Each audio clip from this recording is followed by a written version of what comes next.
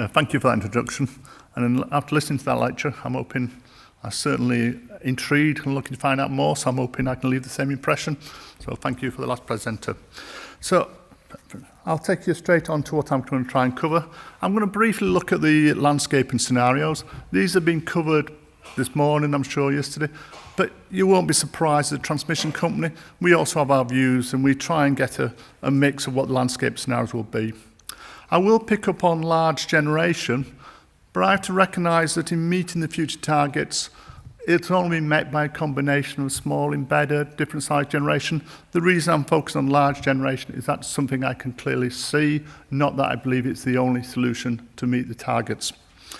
We'll look at the impact on balancing and demand challenges, not only from a GB basis, but we'll then just try and look at it from a European challenge. And then we'll have a briefly, provided if I don't get timed out, look at some of the grid developments and technology that we need to develop if we can make our network smarter to accommodate these renewable targets. I don't think there's anything new in this slide. Clearly, we look at sustainability. I guess the question when you consider sustainability, what do we mean? At any point of time, we'll have a different view of what's sustainable, and that is continually reviewed.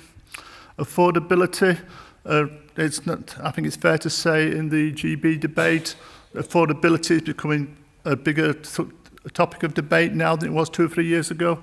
Clearly, as part of that process, we need to look at both affordability and sustainability.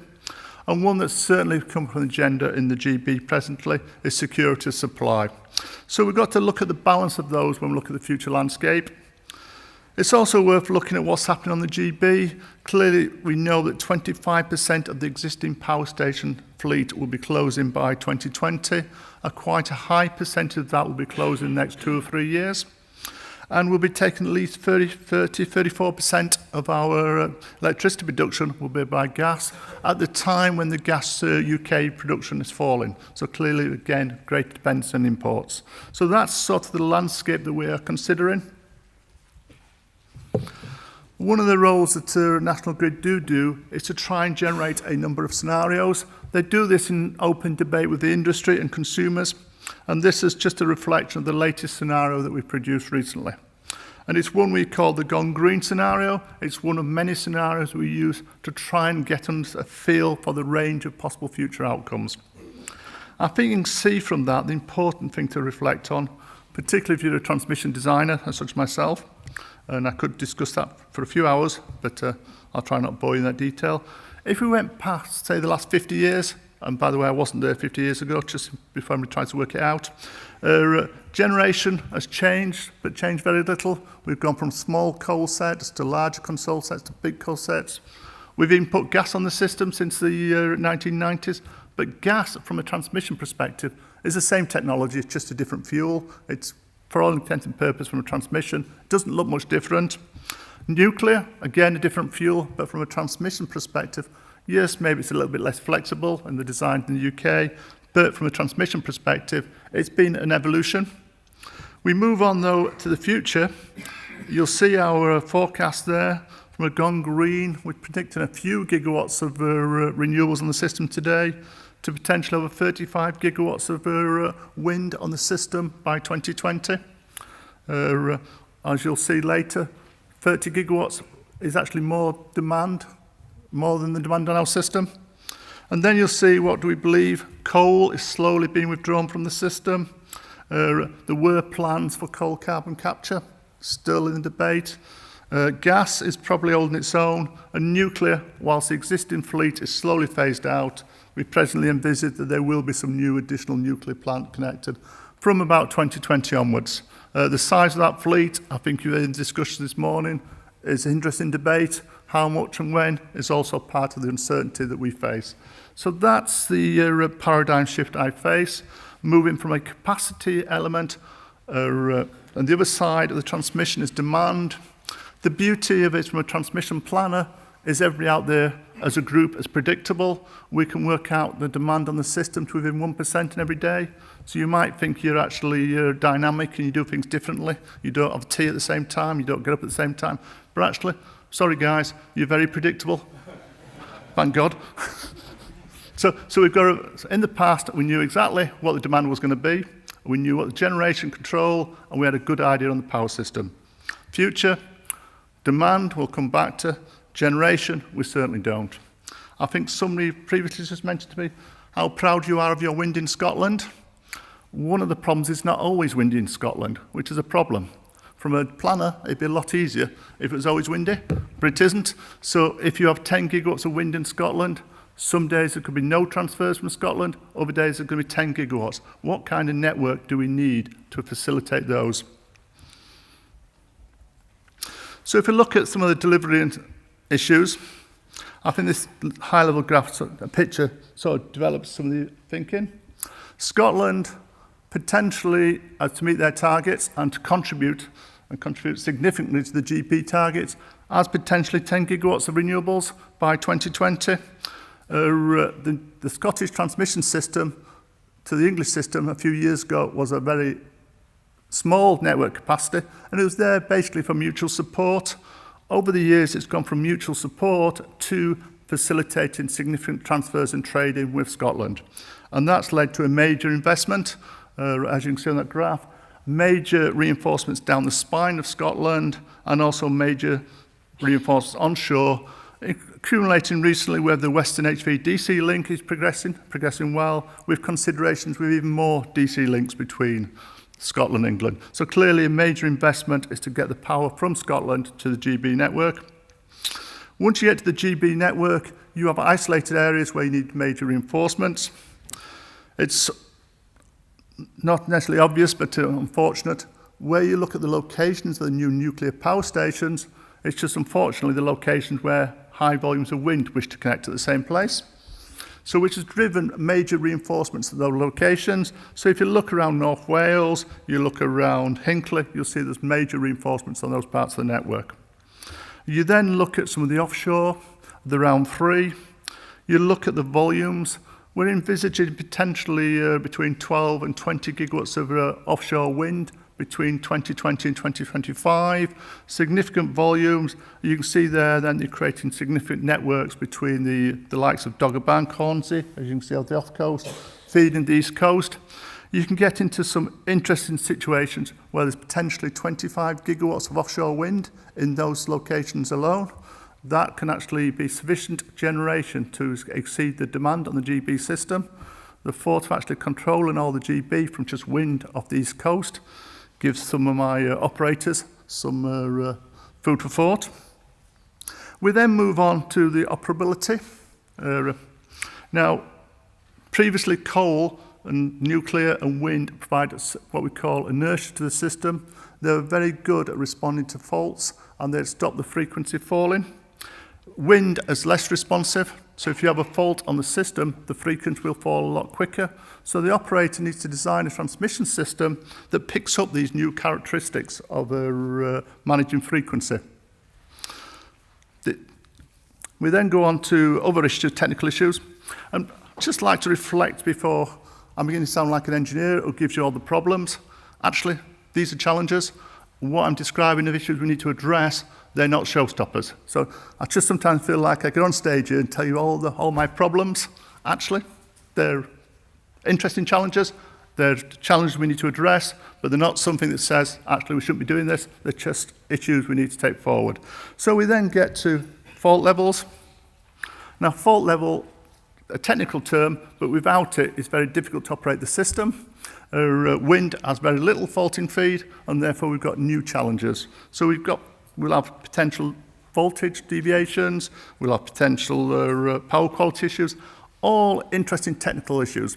So unfortunately, I'm not sure if we've got many potential graduates here, but if there are any graduates, please give me a call afterwards. Plenty of challenges, but all solvable. So please don't go away with thinking that we've got a problem. We've just got to challenge those. But that's just a simple GB basis. I think somebody asked me earlier today, do I believe renewables can actually meet all our energy requirements? Do I need conventional plant? I think on the mix, as an operator, I like a balance of generation. But if you look at the bigger picture, you could see with renewables, you could actually think further afield. Now, Scotland has quite rightly said how proud they are of what they can do to renewable targets. You then look further, you can look at what Norway can do with their renewables and their storage.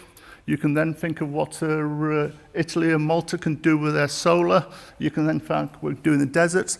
If you look at the diversity that can be offered, you can see a lot of the balancing issues can be managed by a strong grid. So what does it, and these figures, by the way, is produced by EDSOE, potentially 34 gigawatts of offshore renewables by 2010, 160 gigawatts of renewables by 2050. Generally don't talk about 2050 too much because I'm hoping to retire that year, but I've got to have an ambition. So let's look at Europe. So I suspect GB is slightly out of scale when we look at Europe, but that's fine. So you'll see from there, it takes forward this concept that greater transfer capability from Scotland, the offshore networks in Hornsea, Dogger Bank, and then says if we're going to build greater interconnectivity from the rest of Europe, which I believe will be required for trading, how can we then link that into the networks to get the cheapest affordable system to actually develop the renewables and make them more sustainable? And you'll see that's really building into what we call the North Sea grid. Now, the North Sea grid is only viable if you need significant increase in trading and you do rely on offshore wind. Clearly, a lot of uncertainty. That little network there, I think, drop an ocean, what, 75 to 100 billion? Clearly, you wouldn't wish to commit 75 to 100 billion network unless you were certain that network was required. So what you need to do is to have a vision and ability to incrementally develop that network in such a way that you do it by piece until you get your future requirements. So,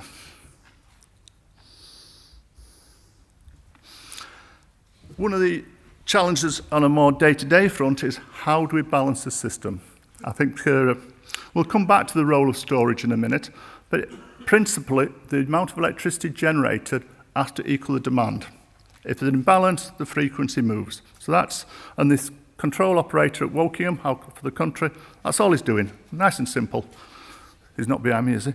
And as I said to you previously, the demand forecast we're quite good at. We can actually predict demand to within 1% on any period. Conventional generation, it was actually, you can instruct it.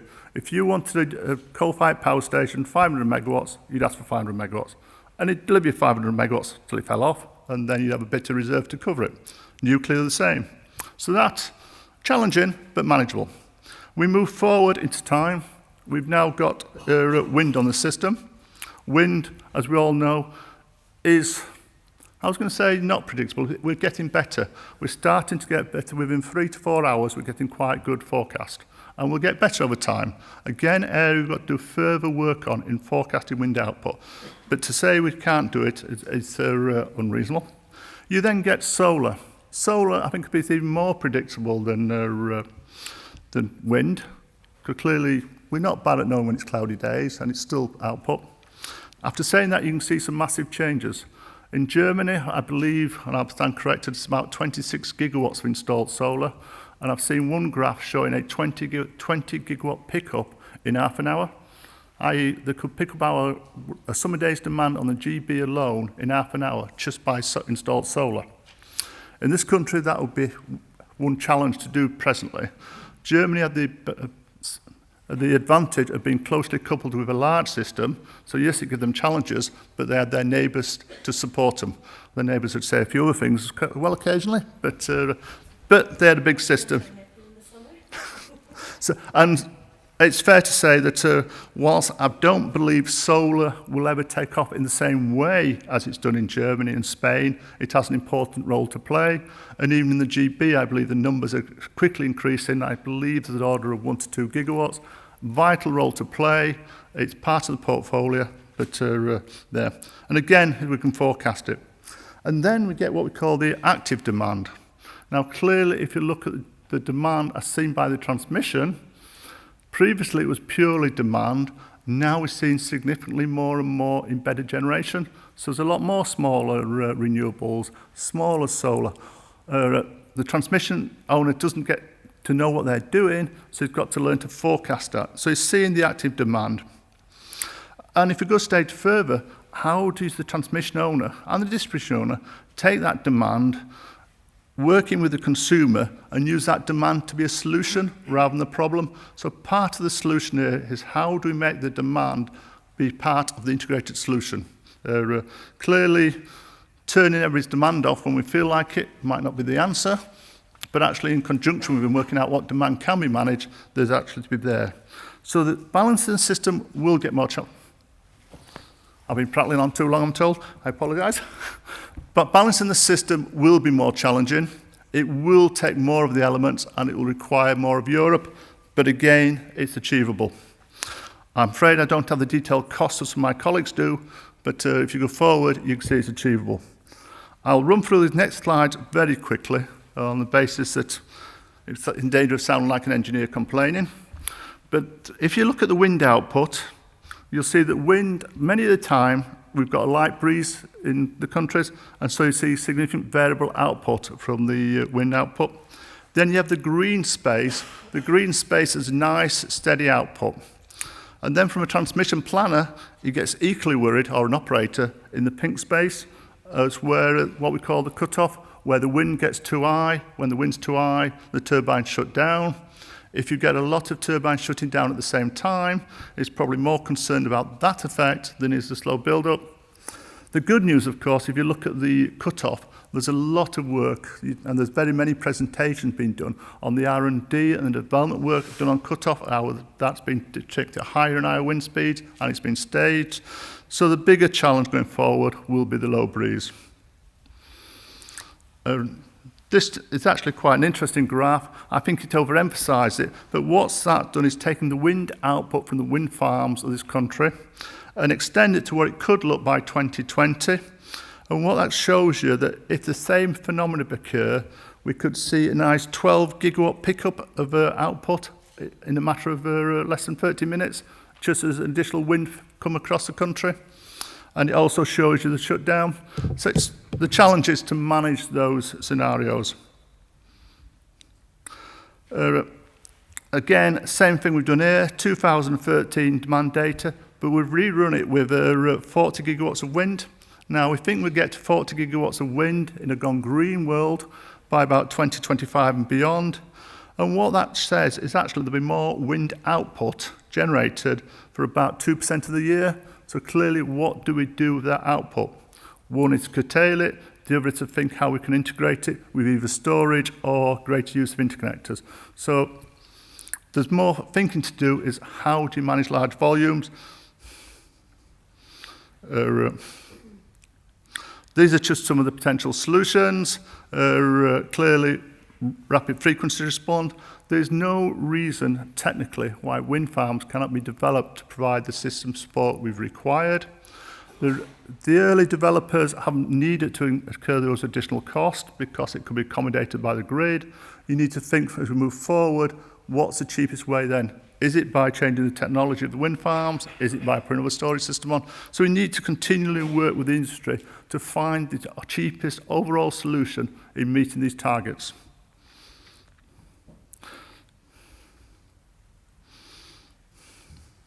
One area I haven't talked about, and my colleagues will be waving me in a minute, telling me I've got less than a minute, is the demand side.